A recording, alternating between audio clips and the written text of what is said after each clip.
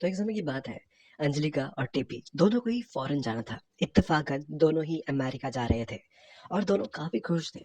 दोनों की फ़्लाइट अलग-अलग थी। अंजलिका की फ़्लाइट सुबह थी यानी कि 9 बजे और टेपी की उसी दिन रात के 7:30 बजे की फ़्लाइट थी। अब दोनों के दोनों एक-एक करके गए। पहले अंजलिका गई, उसी हिसाब से बोर्डिंग किया और फिर उसके बाद फ्लाई करते हुए वो अमेरिका चली गई। अच्छा, अमेरिका वो जा इसलिए रही थी क्योंकि वहाँ पर कोई रिलेटिव्स थे जिनसे वो मिलने जा रही थी। और टिप्पी इसलिए जा रहा था क्योंकि वो अपने एक दोस्त के यहाँ जा रहा था एक फंक्शन को अटेंड करने के लिए। अब रात को टिप्पी जाता है, टिप्पी फ्लाइट पकड़ता है, वहाँ पर पहुँचता है और उतर जाता है। उसके दोस्त को रिसीव करते हैं। लेकिन इत्तेफाकन बात देखो, अंजलिका का घर जिस घर में वो रुकी थी वो ठीक टिप्पी के घर के सामने था। मतलब एक तरफ अंजलिका तो एक तरफ टिप्पी, ये दोनों थे। अब दोनों के दोनों काफ़ी ज़्यादा खुश थे अपने दोस्तों से मिलके, अपने रिश्तेदारों से मिलके। मतलब यार दोस्त सब लोग थे, काफ़ी एंजॉय कर रहे थे। अब होता ये है कि अंजलिका जो है वो तारका से बात कर रही थी कि वो अच्छे से पहुंची, उसने खाना खाया कि नहीं खाया, सब कुछ बहुत ही बेहतरीन चल रहा था। तारका वेट कर रहा था कि कब अंजलिका आएगी, तो जब वो आएगी तो मैं उसको एक गिफ्ट दूंगा।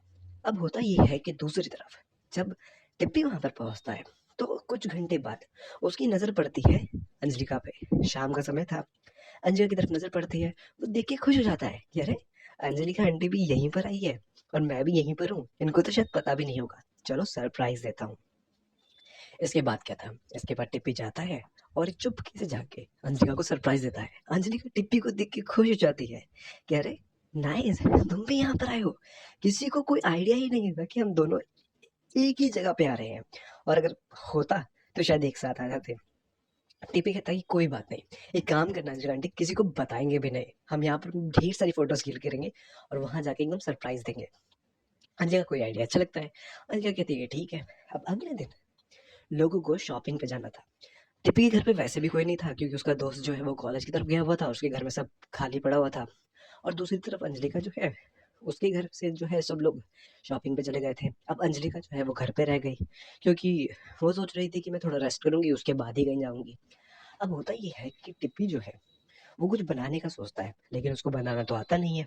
तो वो जाता है अंजलिका के पास। वो कहता है कि आप यहाँ पे अकेली हो? तब अंजलिका कहता है कि हाँ, मैं तो यहाँ अकेली ही हूँ क्योंकि सब लोग शॉपिंग पे गए हैं। तो वो कहता है कि अंजलिका जी, बहुत ज़्यादा भूख लगी है, क्या आप कुछ बना सकते हो? अंजलिका कहती है बिल्कुल बना सकती हूँ, क्यों नहीं बना सकती हूँ। वो बनाती है, टिप्पी को खाना खिलाती है, टिप्पी वापस घर आ जाता है। शाम के समय में जब टिप्पी बाहर की तरफ देख ही रहा होता है तो उसका जो दोस्त जिसके यहाँ वो गया होता है वो अंजलिका की तरफ मुड़ जाता है, यानी कि अंजलिका के घर की तरफ मुड़ जाता है।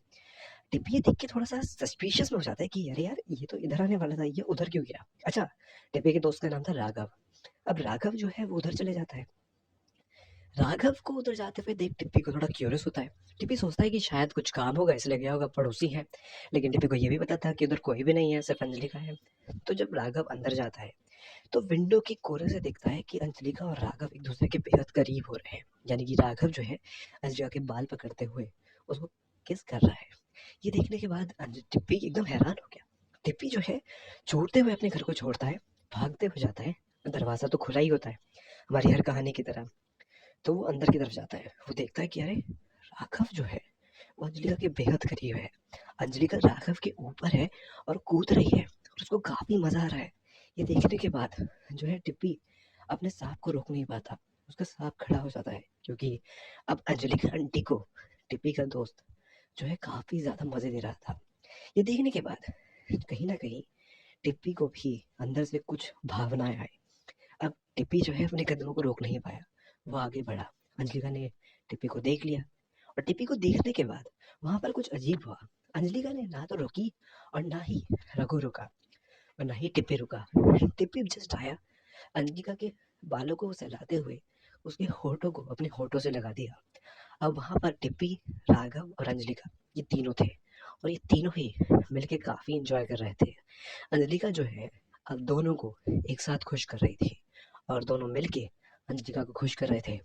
यूं समझ लो कि एक गुब्बारा राघव का तो दूसरा टिप्पी का।